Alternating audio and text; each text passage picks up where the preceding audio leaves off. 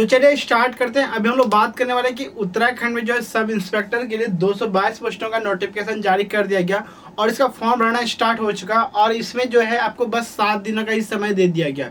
क्या 7 दिनों में फॉर्म कोई भरा सकता है या नहीं भरा सकता है वो भी हम लोग बात करेंगे। और इसमें क्यों 7 दिनों का फॉर्म जो है 7 दिनों का ही डेट दे दिया गया फॉर्म भरने का। और अगर ये फॉर्म भरने का प्रोसेस आ चुका है, नोटिफिकेशन आ चुका है, तो इसे हम लोग किस तरह फॉर्म भरेंगे, फॉर्म भरने का क्या प्रोसेस है, क्या एज लिमिट है, क्या क्वालिफिकेशन है, आपको अप्लाई का लिंक कहाँ से मिलेगा, हम लोग ये भी बात करने वाला है। लेकिन उससे पहले हो सके मेरा वीडियो देखने के बाद वीडियो को लाइक करें, सब्सक्राइब कर सकते हैं।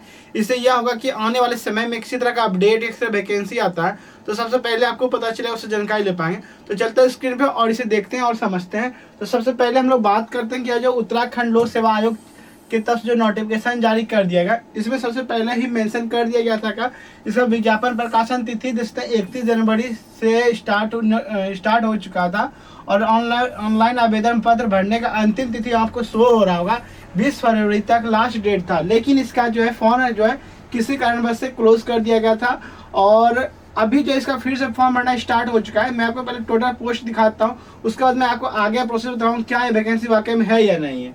सबसे पहले इसमें टोटल पोस्ट की बात करते हैं। जो मैं आपको बताया था इसमें टोटल पोस्ट देख सकते हैं, कुल संख्या 222 पोस्टों की वैकेंसी है। टोटल कितने पोस्टों की वैकेंसी है? 222 पोस्टों की वैकेंसी है और जिसमें से उप निरीक्षक अभिसूचना और उप निरीक्षक दोनों पोस्टों की वैकेंसी है। अब हम लोग ये बात करते हैं कि यह नोटिफिकेशन सही है या नहीं है, क्यों इसमें 7 दिनों का समय दे दिया गया, इसे हम लोग समझते हैं। इसके लिए सबसे पहले आपको अपने फ़ोन या लैपटॉप पे आना होगा। यहाँ पे आने के बाद अपने फ़ोन या लैपटॉप पे क्रोम ब्राउज़र या गूगल ओपन करना है। यहाँ पे नया पेज ओपन करना है, उसके बाद सर्च बॉक्स में आना है। सर्च बॉक्स में जाके आपको सर्च करना है यूकेपीएससी। क्या लिख के सर्च करना है? यूकेपीएससी लिख के सर्च करना है। फर्स्ट ऑप्शन में दिख रहा है यूकेपीएससी, इस पर क्लिक करके आपको ओपन हो जाना है। जैसे इस पर क्लिक करके ओपन हो जाएंगे आप देख सकते हैं उत्तराखंड पब्लिक सर्विस कमीशन का आप ऑफिशियल वेबसाइट पे आ चुके हैं। यहाँ से कट कर लेना होगा। जैसे यहाँ पे आएंगे, यहाँ पे दिख रहा है उत्तराखंड लोक सेवा आयोग, आप इसके ऑफिशियल वेबसाइट पे आ चुके हैं। इसके तहत किसी तरह वैकेंसी आता है सारा यहाँ पे शो होता है। अभी हम लोग बात करना जो जिसमें 222 पोस्टों की वैकेंसी है सब इंस्पेक्टर के लिए, उसके लिए सबसे पहले यहाँ पे रिक्वायरमेंट नोटिस का ऑप्शन दिख रहा है, इस पर क्लिक करके आपको ओपन होना है। जैसे इस पर क्लिक करके ओपन हो जाते हैं, यहाँ पे जितना भी रिक्वायरमेंट नोटिस होता है सारा यहाँ पे ओपन हो चुका है। अभी हम लोग बात करते हैं जो सब इंस्पेक्टर पुलिस के तो वैकेंसी है, इसका यहाँ पे देख सकते हैं 15 मार्च 2024 से स्टार्ट यहाँ पे मेंशन कर रहा है। इन डेट 22 मार्च जो है लास्ट डेट है। इस पर क्लिक करके ऑप्शन पे क्लिक करना होगा। जैसे इस पर क्लिक करेंगे सबसे पहले से जो ऑफिशियल नोटिफिकेशन का लिंक है वो लिंक ओपन होगा। थोड़ा वेट कर लेते हैं, उसके बाद जो है थोड़ा लोड हो जाएगा। उसके बाद मैं आपको आगे प्रोसेस दिखाने वाला हूँ क्या सच में वैकेंसी आई है या नहीं। आपको यहाँ पे आपको डेट भी दिखाया कि 15 मार्च से स्टार्ट हो चुका है और 22 मार्च से लास्ट डेट है, वो मैंने आपको दिखाया, यानी 7 दिनों का समय आपको दे दिया गया है।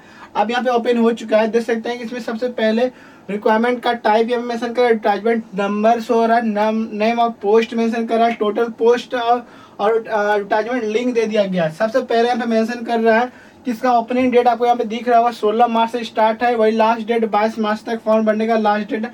अभी भी यहाँ पे मेंशन कर रहा है 4 दिनों का समय आपके पास है, जिन लोगों को फॉर्म भरना है जल्द से जल्द भर सकते हैं। और यहाँ पे अपर the home department sub inspector की वैकेंसी है जिसमें 222 पोस्टों में वैकेंसी है। अगर नोटिफिकेशन देखना है तो व्यू के ऑप्शन पे क्लिक करेंगे, यहाँ पे डाउनलोड अगेन का ऑप्शन आ रहा है क्योंकि मैंने पहले से डाउनलोड रखा है। जैसे आप डाउनलोड कर लेंगे आपको कुछ इस तरह का दिखेगा, जो मैं आपको समझा रहा था वही यहाँ पे ओपन होगा। वैसे मैं आपको बता दूं वीडियो के डिस्क्रिप्शन में नोटिफिकेशन का लिंक और अप्लाई का लिंक दोनों का लिंक दिया रहता है। अगर आपको अप्लाई करना है डायरेक्ट आप अप्लाई के लिंक पे आएंगे, अगर फोन नोटिफिकेशन देखना है डायरेक्ट नोटिफिकेशन पे लिंक आके नोटिफिकेशन को आप देख सकते हैं। अब हम लोग इस वीडियो को स्किप कहीं नहीं करना है, बस इसे हम लोग अंत तक देखते रहेंगे। सबसे पहले आपको इससे पहला दिखा दिया। अब इसमें टोटल पोस्ट पहले हम आपको समझा देते हैं इसमें क्या एज लिमिट है, क्या क्वालिफिकेशन है। तो सबसे पहले आपको हम टोटल पोस्ट समझाते हैं। मैंने आपको पहले बताया इसमें 222 पोस्ट में वैकेंसी है। पहला जो पोस्ट है पद का नाम उप निरीक्षक नागरिक पुलिस अभिसूचना, जिसमें कुल 108 पोस्ट में वैकेंसी है। पहला 65 पोस्ट है, दूसरा 43 पोस्ट है जिसमें उप निरीक्षक नागरिक पुलिस के तहत आएंगे। इसमें जो है महिला के लिए 30% अलग से रिजर्व सीट रखा गया है। स्वतंत्र सेना के तहत 2% अलग से रिजर्व सीट है। पूर्व सैनिक के 5% अलग से है और उत्तराखंड के प्रभावित अनाथ बच्चे के लिए 5% अलग से सीट रखा गया है। जैसे कि आरक्षित कैटेगरी के वालों के लिए 35 पोस्ट है, महिलाओं के लिए 10 पोस्ट है और उससे जाति वाले में 13 पोस्ट है और महिला के लिए 3 पोस्ट है अनुसूचित जनजाति वाला में 2 पोस्ट है, महिला के लिए 1 भी पोस्ट नहीं है। अन्य पिछड़ा वर्ग में 9 पोस्ट है, महिला के लिए 2 पोस्ट है। आर्थिक रूप से कमजोर वर्ग में 6 पोस्ट है, महिला के लिए 1 पोस्ट है। जैसे टोटल पोस्ट 65 है महिला के, जिसमें 16 पोस्ट अलग से रखा गया। स्वतंत्रता सेनानी में 1 भी पोस्ट नहीं है, पूर्व सैनिक में 1 पोस्ट है, और उत्तराखंड से अनाथ बच्चे में सिर्फ 1 पोस्ट है, वो भी जो है आरक्षित कैटेगरी के तहत आते हैं। अगला जो पोस्ट है यहाँ पे मेंशन करा उप निरीक्षक अनुसूचना, जिसमें से को टोटल जो 43 पोस्ट है। जैसे बात कर आरक्षित कैटेगरी में 43 पोस्ट है, महिला के लिए 6 पोस्ट है, अनुसूचित जाति में 9 पोस्ट है, महिला के लिए सिर्फ इसमें 2 पोस्ट में वैकेंसी है। अनुसूचित जनजाति में 1 पोस्ट है, महिला के लिए 1 भी पोस्ट नहीं है। अन्य पिछड़ा वर्ग में 6 पोस्ट है, महिला के लिए सिर्फ 1 पोस्ट है। आर्थिक रूप से कमजोर वर्ग में 4 पोस्ट है, जो महिला के लिए सिर्फ 1 पोस्ट रखा गया है। जैसे कि बात करते हैं सैनिक की बात करते हैं, स्वतंत्रता सेनानी, इसमें 1 भी पोस्ट नहीं दिख रहा होगा आपको। और पूर्व सैनिक में जो है 1 पोस्ट वैकेंसी है, और उत्तराखंड में प्रभावित अनाथ बच्चे में सिर्फ 1 पोस्टों की वैकेंसी है। इसी तरह इसमें टोटल 108 पोस्टों की वैकेंसी हो जाता है। इसका पद का नाम मैंने आपको बता दिया, पद इसमें उप निरीक्षक नागरिक पुलिस अभिसूचना रहने वाला है, जिसमें रिक्त पद आपको 108 पोस्टों में वैकेंसी है। इसमें वेतन आपका 7 के आधार पर, लेवल 7 के आधार पर पेमेंट मिलेगा, और सब पेमेंट आपका 44,900 से लेकर 1,42,400 रुपया रहने वाला है। वही आपका पद का स्वरूप जो अस्थायी जॉब रहने वाला है। पेंशन योजना की बात करते हैं तो पेंशन युक्त होने वाला है। और आयु की बात करते हैं, सबसे पहले इंपॉर्टेंट बात, इस फॉर्म भरने के लिए एज लिमिट क्या रखा गया है। तो इस फॉर्म को भरने के लिए एज लिमिट 21 साल से बस 28 साल तक के लोग फॉर्म अप्लाई करेंगे। और शैक्षिक योग्यता की बात करते हैं, सबसे पहले इसमें मेंशन करा है, एक भारत में विधि द्वारा स्थापित विश्वविद्यालय द्वारा से स्नातक विधि या सरकार द्वारा मान्यता प्राप्त उसके समक्ष कोई भी शैक्षिक योग्यता धारक होना चाहिए। यह विश्वविद्यालय से स्नातक पास है तो आप फॉर्म भर सकते हैं। दूसरा जो कह रहा है कि भूतपूर्व सैनिक के लिए शैक्षिक योग्यता इंटरमीडिएट या इसके समक्ष योग्यता, अगर भूतपूर्व सैनिक के तहत अगर आप आते हैं तो इंटर के पास या तो इंटर के लेवल कोई भी सर्टिफिकेट है तो आप फॉर्म ये भर सकते हैं। अधिकतम आयता की बात करते हैं, जैसे अधिकतम कोई क्या मेंशन कर रहा है, अन्य बातों के समान होने पर ऐसे अभ्यर्थी को सीधी भर्ती के मामले में अधिमान दिया जाएगा जिसने प्रादेशिक सेना में से कम 2 वर्ष की सेवा की हो, राष्ट्र क्रेडिट कोर्स की भी प्रमाण पत्र का किया हो, तो वो लोगों को अलग से आपको छूट मिलने वाला है। और आगे देखते हैं और आगे बढ़ते हैं, इसमें और क्या क्या आपके लिए जानकारी रह गया है। तो सबसे पहले उप निरीक्षक नागरिक पुलिस, जिसमें से अभिसूचना पद की सीधी भर्ती जो पुरुष एवं महिला आर्थिक रूप से न्यूनतम शारीरिक अहिता की बात करते हैं। जैसे इसमें हाइट की बात करते हैं, तो हाइट यहाँ पे मेंशन कर रहा है, तो हाइट आप देखना चाहेंगे तो यहाँ हाइट भी मेंशन कर दिया गया। ऊंचाई की बात है, इसमें ऊंचाई क्या रखा गया, जैसे सीधी भर्ती हेतु शारीरिक माप का परीक्षा जो है वो भी इसमें अलग से है। जैसे आरक्षित, अनुसूचित जाति, अन्य पिछड़ा वर्ग, आर्थिक रूप से कमजोर वालों के लिए जो पुरुष कैटेगरी के तहत आएंगे 167.70 सेंटीमीटर चाहिए, वह महिला अभ्यर्थी के लिए जो है 152 सेंटीमीटर चाहिए। और अनुसूचित जनजाति वालों के लिए आर्थिक रूप से हेतु के लिए 160 सेंटीमीटर चाहिए, वही जो है महिलाओं के लिए 127 सेंटीमीटर ही चाहिए। और पर्वतीय क्षेत्र के अभ्यर्थी हेतु के लिए 162 सेंटीमीटर और महिलाओं के लिए 127 सेंटीमीटर ही चाहिए। और सीने की माप की बात करते हैं, केवल पुरुष के लिए सिर्फ सीना की बात करते हैं तो पुरुष के जो अनारक्षित अनुसूचित जाति अन्य पिछड़ा वर्ग में जो है आर्थिक रूप से कमजोर वर्ग वालों के लिए जो 78 सेंटीमीटर बिना फूला हुआ चाहिए। 1 मिनट कट गया था।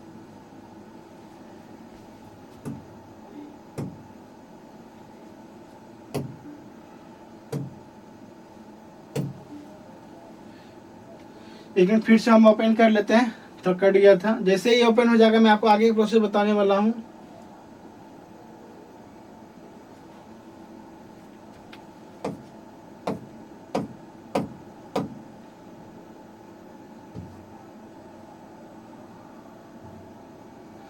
हाँ, अब यहाँ पे सीना पे मेंशन कर रहा है कि जो बिना फूला हुआ की बात करते हैं, इसमें 78.8 सेंटीमीटर चाहिए, वही जो फूलने की न्यूनतम सेंटीमीटर जो है 83.8 सेंटीमीटर चाहिए। और पर्वतीय क्षेत्र के तहत आते हैं तो उसे 76.5 सेंटीमीटर, और फुलाने के बाद जो 81.5 सेंटीमीटर चाहिए। सीने में न्यूनतम की जो 5 सेंटीमीटर का अंतर होना चाहिए। और शारीरिक वजन की बात करते हैं 45 किलोग्राम का, केवल महिलाओं के लिए जो है महिला वालों के लिए 45 किलो का फॉर्म लोग जो है फॉर्म अप्लाई कर सकते हैं। अगला जो पोस्ट है जैसे कि खेलकूद वालों के लिए क्रिकेट बॉल थ्रो वालों के लिए आयकर मानक जो है पुरुष अभ्यर्थी के लिए 50 मीटर चाहिए, महिला के लिए 20 मीटर ही चाहिए। और लंबी कूद के लिए बात करते हैं 13 फुट पुरुष के लिए, वही महिला के लिए 8 फुट रखा गया है। चिन्नी अब केवल पुरुष अभ्यर्थी के लिए 5 बार रखा गया, महिला के लिए 1 बार भी नहीं रखा गया है। दौड़ व चाल की बात करते हैं 5 किलोमीटर चाहिए आपको 30 मिनट में चाहिए, वह महिलाओं के लिए 200 मीटर जो है 40 सेकेंड में चाहिए। दंड बैठक की बात करते हैं 2 मिनट 30 सेकेंड में 40 दंड होना चाहिए और 60 सेकेंड में 50 बैठक होना चाहिए। महिला के लिए दंड रखा नहीं गया है। अगला जो स्केपिंग की बात करते हैं, इसमें स्पैकिंग महिला के पुरुष के लिए एक भी नहीं है, महिला के लिए 1 मिनट में 60 बार होना चाहिए। और शतक रेस की बात करते हैं पुरुष के लिए एक भी नहीं है, महिला के लिए 29 सेकेंड की रखा गया। चिकित्सा की बात करते हैं निम्नलिखित परीक्षा उपरांत मेरिट के आधार पर चयनित अभ्यर्थी को स्वास्थ्य परीक्षा हेतु बुलाया जाएगा। दृष्टि एवं आँख में 6/6 होना चाहिए, दूसरी आँख जो 6/9 होना चाहिए, इससे कम नहीं होना चाहिए। अर्थात बिना चश्मे के दाहिने हाथ से काम करने वाले अभ्यर्थी के लिए दाहिनी आँख के 6/6 और बाहिनी हाथ से काम करने वाले अभ्यर्थियों के लिए 6/9 होना चाहिए। और जो इसमें अलग से मेंशन कर दिया कि सटा हुआ घुटना नहीं होना चाहिए। सटा पैर जो बोल लैंग जो होता है, वेरिकोस वेन होता है, हल्कलाना जो बोलते हैं, विकलांगता बोलते हैं, अन्य विकृति जो होते हैं, वो सब इसमें नहीं होने वाला है, जिससे आपका जो है फॉर्म में आपका रिजेक्ट कर दिया जाएगा। अगला जो पोस्ट है गुलनायक के लिए मैंने आपको बताया, जिसमें 89 पोस्टों की वैकेंसी है, जिसमें आरक्षित वर्ग वालों की 48 पोस्ट है, अनुसूचित जाति में 18 पोस्ट है, अनुसूचित जनजाति में 3 पोस्ट है, अन्य पिछड़ा वर्ग में 12 पोस्ट है, आर्थिक रूप से कमजोर में 8 पोस्ट है, और स्वतंत्रता सेनानी में 2% जिसमें एक भी पोस्ट नहीं है, पूर्व सैनिक में 2 पोस्ट है, अनाथ बच्चे में जिसमें सिर्फ 2 पोस्टों की वैकेंसी है। और इसका वेतन की बात करते हैं, इसमें लेवल 7 के आधार पर पेमेंट मिलने वाला है, जो कि जिसमें 89 पोस्टों की वैकेंसी है। इसका वेतन 44,900 से लेकर 1,42,400 रुपया रहने वाला। यह भी जॉब अस्थायी रहने वाला है। इसमें एज की बात करते हैं 21 साल से 28 साल के लोग फॉर्म अप्लाई करेंगे। और इसमें क्वालिफिकेशन की बात करते हैं विश्वविद्यालय से स्नातक जो पास है वे लोग फॉर्म अप्लाई कर सकते हैं, बाकी सब कुछ सेम रहता है। अब ये सब जानने के बाद इसमें और कहीं देख लेते हैं फ़ी क्या रखा गया है, फ़ी वगैरह हम लोग जान लेते हैं इस फॉर्म में क्या फ़ी रखा गया है। उसके बाद आगे मैं आपको बताऊंगा किस तरह आप घर बैठे फॉर्म अप्लाई कर सकते हैं। इसमें कहीं भी देख लेते हैं कि फ़ी के लिए क्या जानकारी रखा गया है।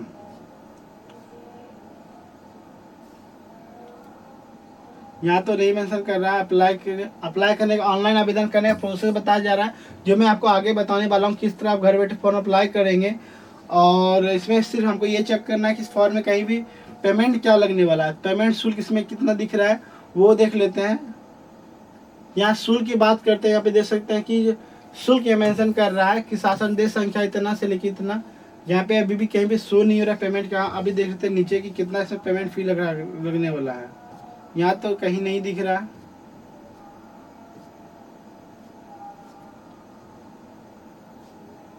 यहाँ भी तो नहीं है।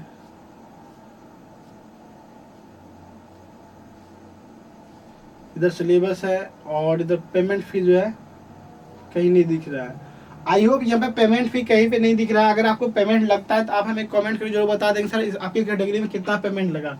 अब ये सब जानने के बाद फॉर्म अप्लाई करने के लिए सबसे पहले आपको क्या करना होगा, अपने फ़ोन या लैपटॉप से जहाँ मैंने आपको नोटिफिकेशन डाउनलोड करवाया था यहाँ पे आ जाना है। और जैसे नीचे आ जाएंगे आपको यहाँ पे दिखेगा, आप सबसे पहले जब 5 स्टेप में आपका फॉर्म भरा जाएगा। पहला स्टेप रजिस्ट्रेशन जो पर्सनल डिटेल्स मेंशन होगा, दूसरा स्टेप में एजुकेशन जो अदर डिटेल्स होता है वो सबमिट करना होगा, तीसरा स्टेप में अपलोड फोटो सिग्नेचर करना पड़ेगा, चौथा स्टेप फाइनल सबमिट, और 5वां स्टेप आपका प्रिंट जो निकल के आ जाएगा। अब हम लोग बात करते हैं फॉर्म भरने के लिए अप्लाई नाउ के ऑप्शन पे क्लिक करना होगा। जैसे अप्लाई नाउ के ऑप्शन पे क्लिक करेंगे, अप्लाई करने का ऑप्शन यहाँ पे दिख जाएगा। सबसे पहले अप्लाई करने के लिए आपको यहाँ पे देख सकते हैं मेंशन कर रहा है कि विज्ञापन संख्या जो भी है इसमें आपको आवेदन किया था, पहले जो फॉर्म भरा रहा था उसमें आपने आवेदन किया था। मैंने आपको जो बताया था कि इसका फॉर्म जो 15 तारीख से पहले 15 फरवरी से स्टार्ट हुआ था, और लेकिन जो इसे फिर से स्टार्ट कर दिया गया।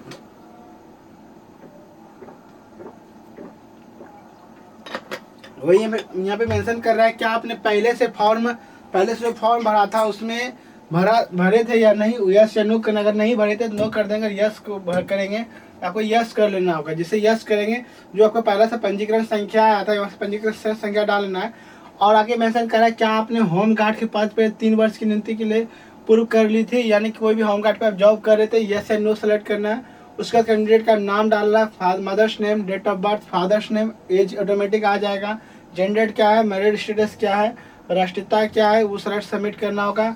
उसमें जो भी मेंशन क्या आपका नाम जो उत्तराखंड स्थायी जिला के संयोजन कार्यालय में पंजीकृत है, यस या नो करना है। क्या आप किसी सरकारी नौकरी पे कार्यरत है, यस या नो, पूरा यस या नो पे जवाब देना है। जैसे जवाब दे देंगे फिर डॉक्यूमेंट्स एड्रेस जो है वो उत्तराखंड के आदिवासी है या नहीं है, कैटेगरी क्या है, कैटेगरी सेलेक्ट करना है, और एज क्या है, email ID, confirm email ID, mobile number, address क्या है, एड्रेस सबमिट करना पड़ेगा। कन्फर्म एड्रेस परमानेंट एड्रेस है, सेम है, सेम क्लिक करेंगे। उसके बाद यहाँ पासवर्ड, कन्फर्म पासवर्ड क्लिक करेंगे। जो भी वो कैप्चर कोड है सबमिट करने के बाद यहाँ पे सबमिट कर लेंगे। आपका जो रजिस्ट्रेशन हो जाएगा उसमें फॉर्म सबमिट हो जाएगा। आई होप मेरे पास किसी स्टूडेंट का फॉर्म नहीं रहता जो फिलअप कर बताऊँ। मेरा काम है सिर्फ जानकारी देना कि किस जगह किस तरह वैकेंसी आई थी और क्या प्रोसेस था या नहीं है, मैं आपको सारा चीज़ बताता हूँ। अगर फिर भी आकर आपको फॉर्म भरने में परेशानी होता है तो आप हमें इंस्टाग्राम या फेसबुक के माध्यम से कांटेक्ट कर हेल्प ले सकते हैं। मैं आपको वहाँ पूरा हेल्प करने की कोशिश करूँगा। बस शर्ते इस वीडियो को अपने ग्रुप में ज़्यादा से ज़्यादा शेयर करेंगे, क्योंकि कुछ लोगों को पता नहीं चल पाता किस तरह वैकेंसी आई थी या नहीं आई थी। और इस वीडियो के माध्यम से कोई लोग फॉर्म अप्लाई कर पाते हैं, वीडियो सक्सेसफुल हो पाएगा। इसलिए लेटेस्ट अपडेट, लेटेस्ट वैकेंसी के लिए मेरे चैनल बने रहे, सब्सक्राइब रखें और हो सके इस वीडियो को अपने ग्रुप में ज़्यादा से ज़्यादा शेयर करेंगे। मिलते हैं किसी और अपडेट के साथ, किसी और वैकेंसी के साथ। धन्यवाद।